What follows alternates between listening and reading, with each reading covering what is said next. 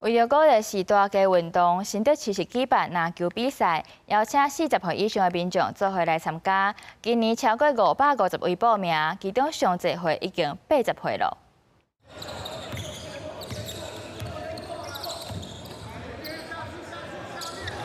全力佇球場頂走，無論棍球、傳球，也是投籃，骹手攏無輸少年人。這項籃球比賽是針對40歲到70歲以上時大所設計，主要就是希望鼓勵大家加運動。時大攏講運動身體好，今年來參加上濟歲有80歲。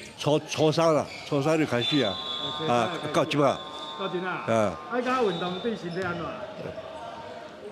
健康啊，對啊，有活力啊。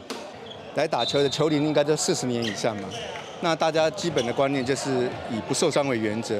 那同樣的，我們這種雖然是競技性的比賽，是有對抗性的，但是我們都拿捏尺度，不會傷害到對方。主辦單位指出，籃球是真濟民眾熱愛的運動。雖然講時大的力量甲速度和少年人未比敵，不過大家喜歡運動的心情是同款的。透過比賽活化筋骨。老人運動的3贏政策啊，就是說。比賽總有勝負嘛，對不對？勝利的一方贏得了對方的尊重，那失敗的一方贏得了友誼。那最重要的就是不管輸贏呢，大家都贏得了健康。